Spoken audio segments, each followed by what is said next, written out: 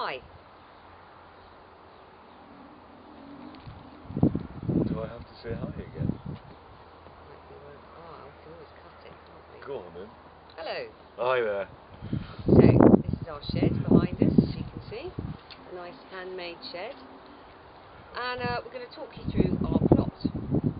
Basically, we're trying to document our time on the allotment whilst giving you some tips and advice on what to do on a sort of weekly basis. So there should be 52 films, we're going to call them, coming out this year, approximately 5 minutes long. One for every week of 2019. Yeah. So first off, we've had the plot for 7 years.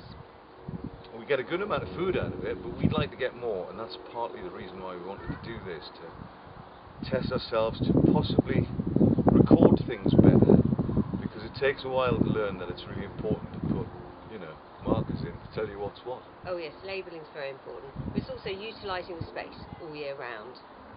So we're on the south coast of England, climate zone 8/9. I think we looked up, yeah. Doesn't get too frosty here, but last year it did get down to -6 through February. And we're on the top of a hill. It's very windy here, the sea's just down there, and the soil is chalky clay, and it's not very deep. As you can probably see, there's lots of lumps of chalk. So yeah, we need to put lots of manure in and improve the soil with organic matter. During the next few weeks we'll be doing lots of tidying, Yes. and clearing and fixing as a part of the roof felt has blown off this shed here and needs to be mended properly. We've done a temporary fix for now because it was freezing the day we came up here. We've got a friend who's in the process of building a shed as well, and we're going to help with that, so that'll be one to come. And basically we'll talk you through the timings of when we plant and how we do it, and if you've got any good tips for us, please send them in. We'd like to hear.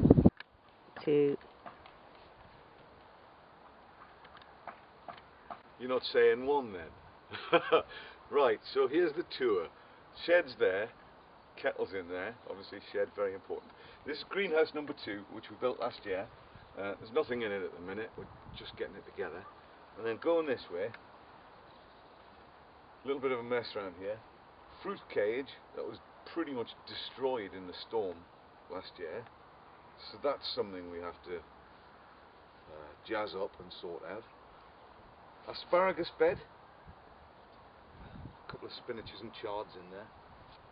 This was leeks last year. They're out now. I'm not quite sure what to put in. Any ideas? Let me know.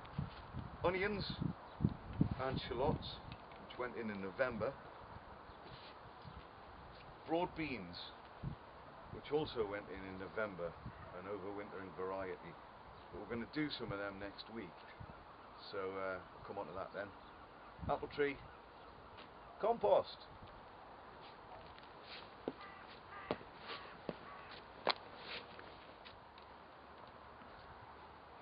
So, picking up from where Al left off, we have a very small patch of Swedes here, and in front of us what's left of spinach, which is perennial, which is nice, so it'll come back and self-seeds itself all over the place, which is very handy. And this little strange thing here is a tomatillo.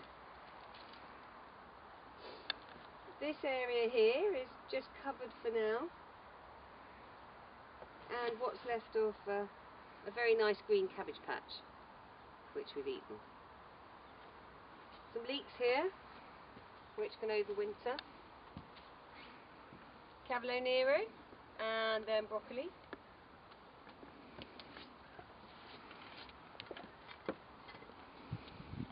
In the corner here we have our rhubarb, and behind me here, sprouts. And what you can obviously see is red cabbage, still looking very tasty. This area is covered for winter. We will uncover it in the next couple of weeks and put some compost on it. And here we've got some Swedes. You can never have too many Swedes.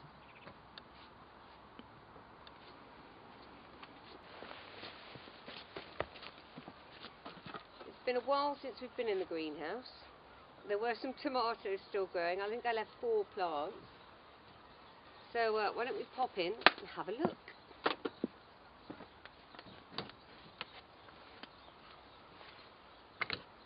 The door keeps falling off, which is why the table's there.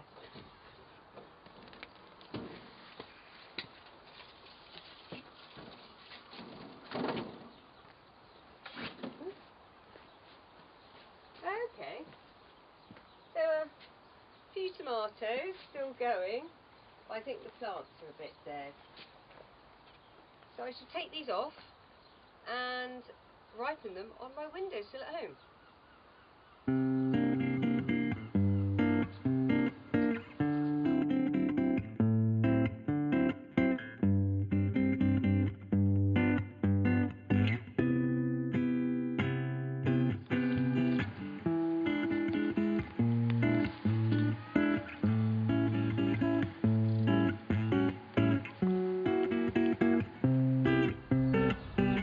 So here's my rhubarb. There's a couple of plants in here, and if you have a look, they're all lying happy under a lovely big duvet of horse poo, which is applied for the winter. But it is, you know, it's the end of December now, and I might snip these off actually. It's still happening. It hasn't stopped.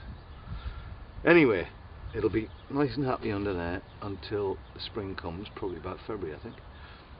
And then, woohoo, rhubarb, here we go. It's time for a weed on this place, blimey. I thought you were going to say we then. No, well, in a minute. Might be time to put the kettle on. Stop. Ooh, somebody's on the fire over there. Anyway, hope that was useful and informative. If you liked it, please like it. If you'd like to share it, please do. We'd love to hear your comments, and if you'd like to subscribe, please subscribe. Subscribe, and here's the produce basket. Hey, see you next time. Bye.